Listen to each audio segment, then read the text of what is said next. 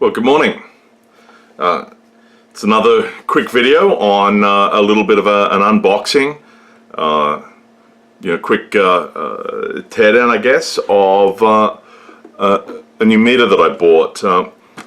You might have seen, or I might have been talking about how I was working on a HP419A, which is a DC Null Voltmeter, and I was trying to get it to work. Well, I have to admit, it beat me. I couldn't get it to work. The photo choppers seem all broken. The input circuitry seems to have been custom modified. So I ended up selling that. But when I was selling it, I discovered a new 419A meter. And so this is it. It's just arrived. Let me take you through what a 419A DC Null Voltmeter is. Basically, the idea behind this is that you can put in a set of values into here for voltage, and then you can effectively null it out and bring that, set an internal voltage reference to give you a 0 on the meter. Now, these things came with a 1.35 volt or 1.32, I think 1.35 volt mercury battery in them. And so what you could do is when you put that voltage in, it was called a bucking voltage, when you put it in and then you nulled it out, because you are adding your own voltage to do the measurement, the input impedance of this meter would effectively become infinite, which meant that you could get highly accurate measurements on circuits without loading them down. Now, the initial one that I got, what you're supposed to do when you first turn it on is set it to 0 and then check that the meter will actually 0. The initial one I got, the meter would just drive all the way over to the right, and that was sort of indicative of the photo chopper not firing properly, and we'll take a look at that when I take the covers off. I was trying to fix that. I got the photo chopper firing, but then there's a set of photo detectors that are very custom developed parts as well. They didn't seem to be working, so it turned out to be easier just to trade up. And then I saw this one available, so yes, okay, I made the change.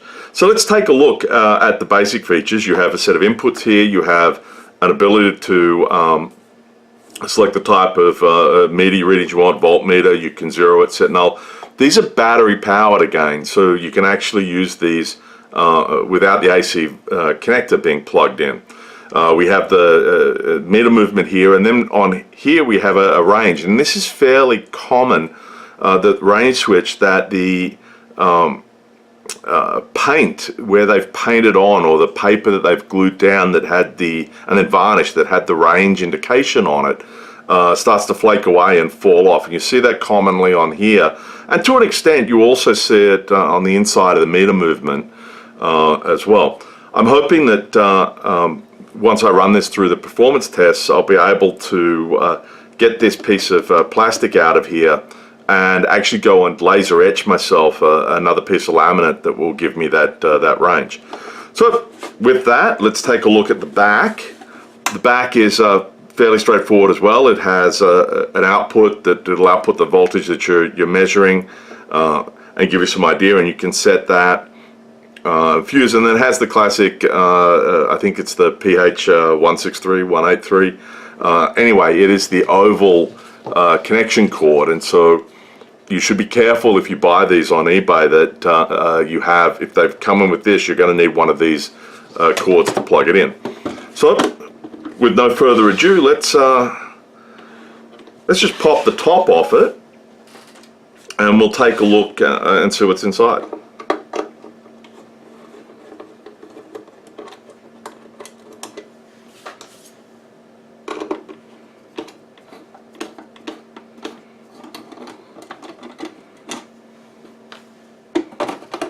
Okay,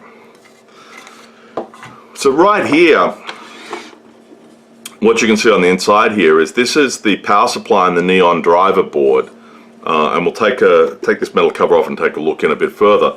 But if you look inside here, you might be able to see the batteries in there. Let me see if I can zoom that in a bit for you.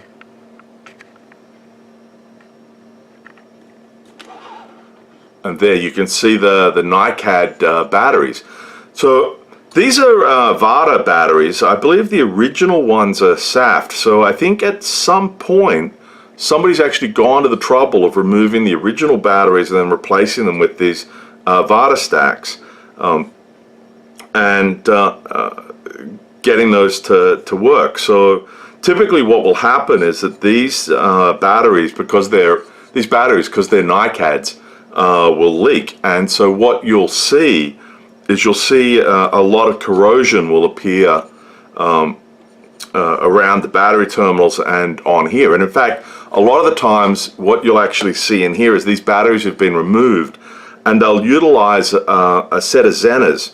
And the reason they do that is because the battery is 24 volts, but fundamentally what they do is it's two 12 volts plus 12 volts minus 12 volts to create a sort of a virtual common in the middle of the power range, so that the meter has its own virtual common. So you have to recreate that, or otherwise it won't work. So the common modification that you'll see is the use of two Zeners put together to give you that value. And then what you need to do is whack some capacitors over the top of those Zeners so that you actually get a smoother value out of it. But you can do that and then have the unit still work. So let's take this next top cover off and have a look inside at some of the further parts of the unit.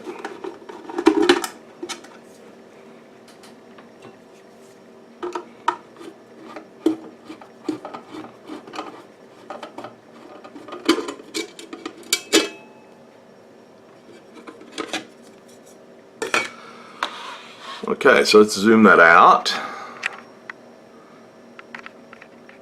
Zoom it out a little bit, and now we can go through the different parts of the interior. So this is the A4 board. Now this is the board where most of the work will be done on the amplifying of the signal and so on. So basically how these things work, well, let me keep going for a bit. You have your range switch here.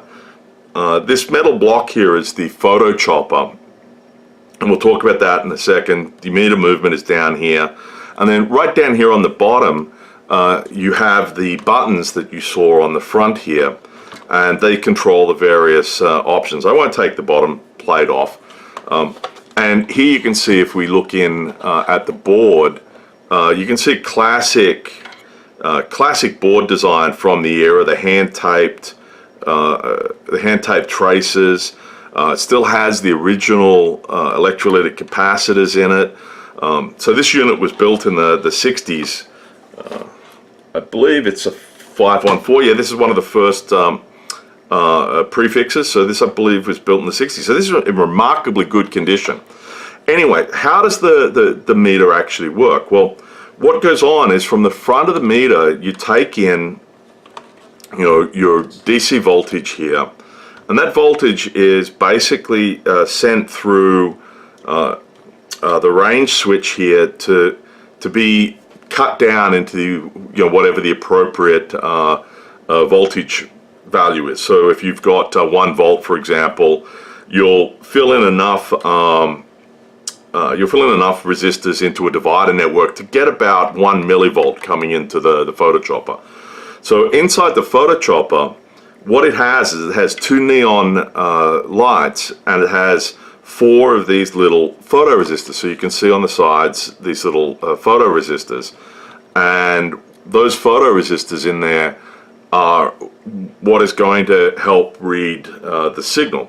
And so basically the neon driver board, which is over here, will provide the photo chopper with a voltage, sort of a square wave voltage. But basically what it takes advantage of the fact is that neon bulbs have a firing voltage, and then they have a maintaining voltage. So as the voltage rises, you'll eventually reach a point where the neon will fire, and that means it turns on. And when it turns on, then you'll drop down to a maintaining voltage. And so it'll sit at that lower voltage. Well, now, if one neon has fired on that lower voltage, another neon in the circuit cannot fire because the voltage isn't high enough. So they take advantage of that firing maintenance voltage difference with the driver circuit to have the neons fire in alternate paths, and they effectively create, from the DC input, they create an AC signal. Now why they do that is that it's far easier for you to amplify an AC signal accurately with low noise and get it to the right level than it is to do it with a DC signal. So by modulating the DC signal, you can send it into your amplifier circuits, amplify it cleanly and nicely, and then you can demodulate it at the other end. And that's why there are 4 of these photoreceptors in here, because they utilize the photoreceptors to firstly do the modulation. So they introduce basically open circuits on the incoming item, or the very high load, very high resistance when there's no light on them, and then when there's light they'll drop to a very low resistance. And so you turn on the neon and you get a bit of signal, then you turn it off, and then the signal drops away, and you effectively create a little waveform that you can then go and amplify. And then at the other end, so you've got the 2 that create it, then at the other end what you do is you unwrap that, and so when the light turns on, you then basically conduct that signal, and you go and turn from the modulated to the demodulated signal, and then you've now got your final amplified DC signal that you can then go into the rest of your meter movement and display. And so that's sort of how it works. And what ends up happening is that the neons end up suffering from what's referred to as dark effect, where that changes the firing voltages that are required to get the neons to turn on.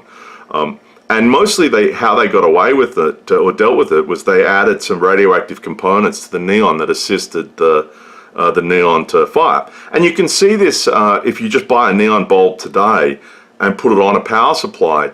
You know, when you have a lit room with a lot of light in it and you turn the neon on, you'll turn on, the firing voltage will be at 1 voltage.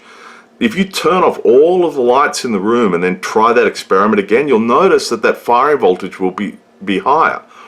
And they introduced these timing, or these instrumentation neons, to go and to be used in these type of things. Well, no one uses that model anymore to go and create and modulate and demodulate signals. So most of the neon lights now that you can get, most of the bulbs, are simply the bulbs that are used to do a display. So it's very, very hard to try and find good neons. And I bought, for the previous project, I bought about 30 or 40 different neons, and I could never get a set of neons that had the right voltage differences between firing and maintenance to be able to work in the circuit. They're just very, very hard to provide. So that's basically how the system works. So let's package this back up, because I'm not going to go do any of the I'm not going to do any of the tuning this time, but let's package this up and then we'll go and see if it runs.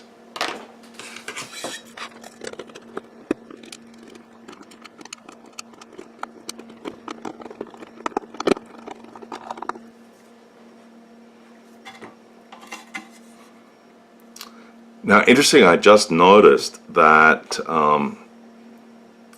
this doesn't use the right top plate here. It's a different top plate. In my previous 419A, the top plate had a set of holes in it that would enable you to do the adjustments of the meter without removing the top plate. We might have to pop the bottom cover off and see if they've if that was just simply a difference in the manufacture of my meter, or if they've gotten the plates wrong in this one.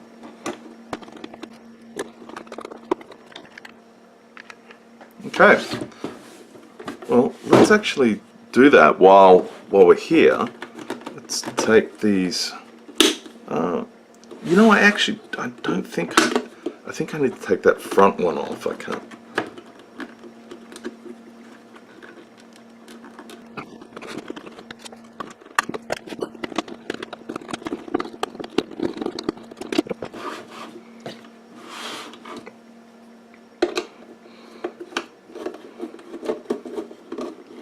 These are not original screws. Oh no, they are. They're Posi-Drive. HP was a very big fan in this era of instruments in the Posi-Drive screws.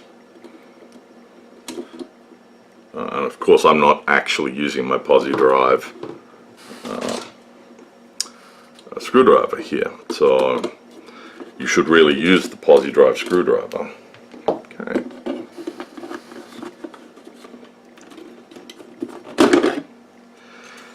Yes, well there you go. They've lost the, they've actually lost the little panel. So that panel that's on the top there is actually the panel that goes in here on the bottom, and that covers this section here. So clearly they've taken the main panel out and lost it somewhere. It's a pity that I sold my my previous one. Because it had both of the panels. I may have to look out now to see it. Anyway, now that we've got this off, let's take a quick look at the bottom. In here you can see, if you look here, you've got the bottom batteries that you can see in there. The way these things have been built with, there's two cards. So you had the A2 board, which was your neon driver and power supply on the back here. And then the A4 board plugs into this card edge connector. And this was a very common model of construction that HP used. Their 415E has the same sort of look and feel to it. It looks like they've bent the frame there a little bit. And we have the buttons come in here, and it comes to this little phenolic board, and then it's all point-to-point wired across here. And this was the bit that I couldn't actually work out in the previous one that I had, because somebody had replaced at the front here, they'd replaced these jacks with BNC connectors.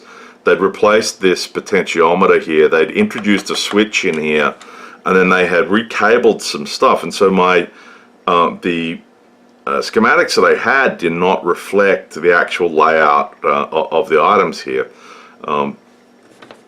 And so that's what we see inside there right now.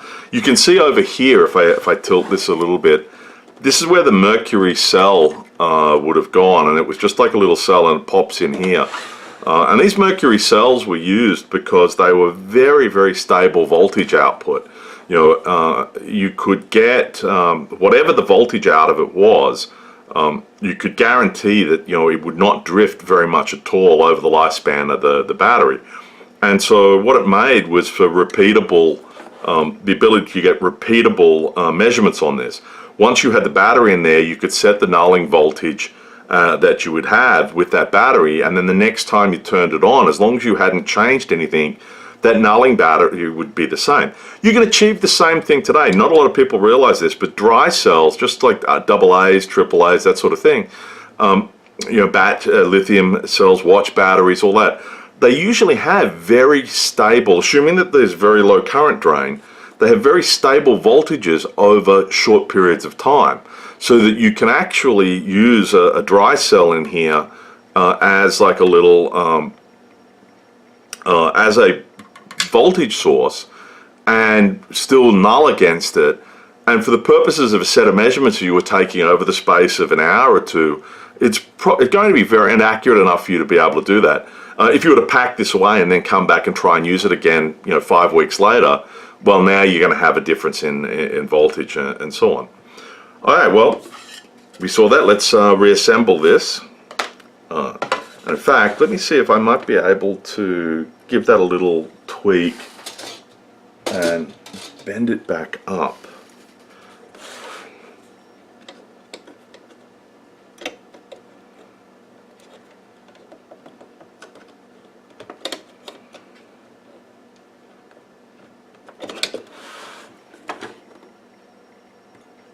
Yeah, that's a little straighter. Okay. And let's reassemble.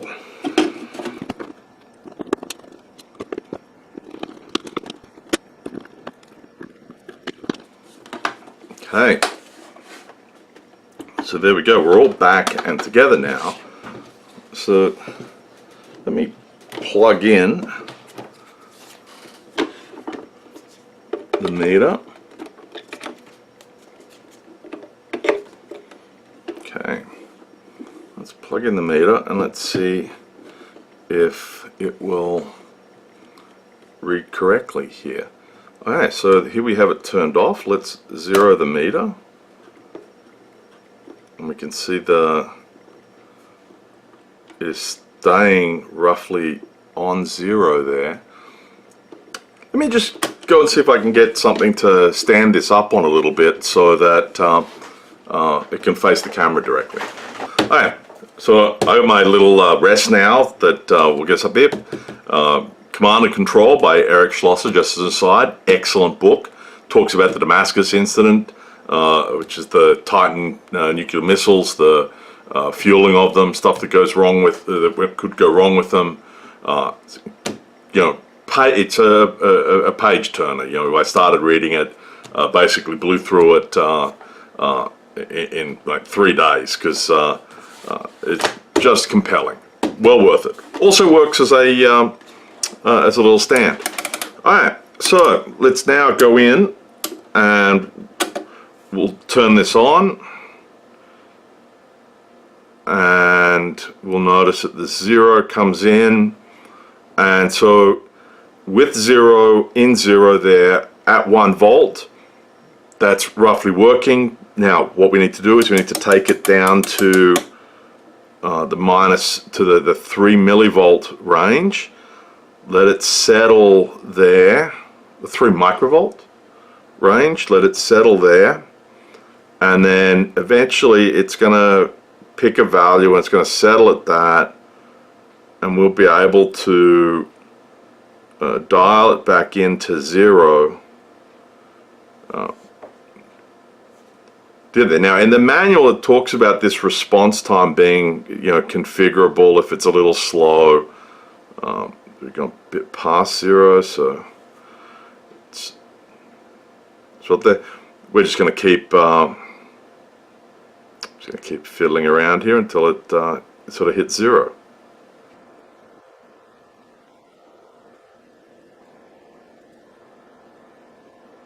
Okay, this is a little fiddly, but you only have to do it like once every couple of hours, I think the manual says.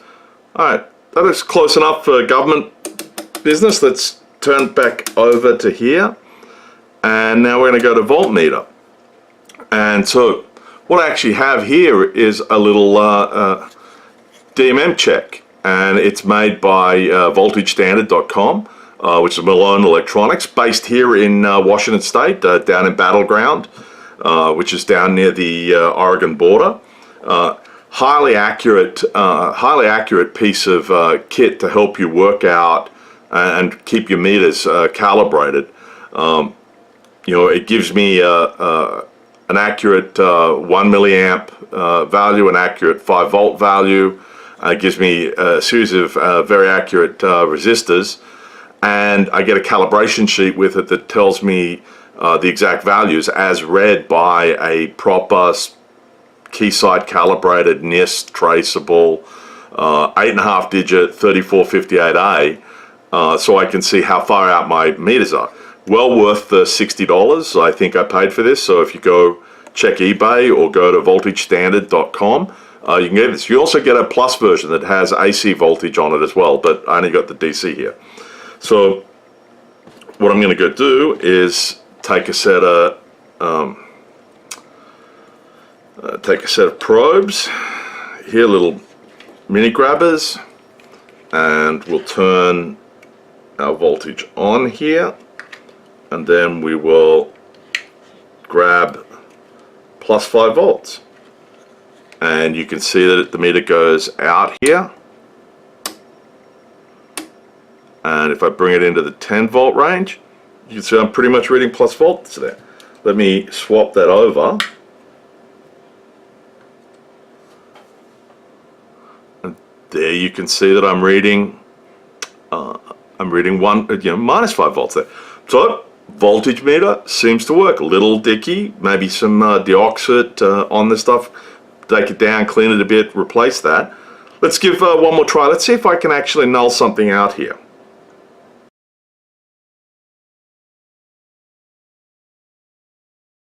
Okay. Well, I'm just playing around here. It just occurred to me that I can't actually set the null because I don't actually have the null battery in there that enables me to set a null val. So I have to put some form of dry cell or some battery in there that will enable me to get that null voltage and then be able to equalize that out.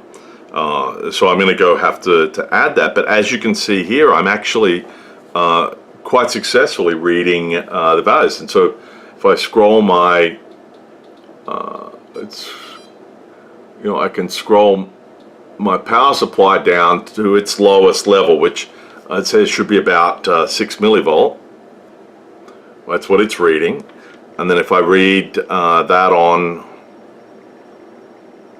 here, I'm actually getting 2 millivolts, so that's what I would expect, and I'm seeing roughly that out of here. If we step down another range, we can see that, yeah, I'm getting roughly 2.1. If we come down again, I'm now reading, 2.1, and if I read this, and that's what my 5.5 digit multimeter is reading. So as a multimeter, this is actually quite good, and this will go down into the microvolts range. I don't have a microvolts capable supply here. I could whip something up, but overall, I'm happy with this. Got to replace that. Got to get a battery in there, and then test the null, and then run it through its calibration procedures to bring it all together. While we couldn't do the full test, I hope you found this interesting. Catch you later. Bye.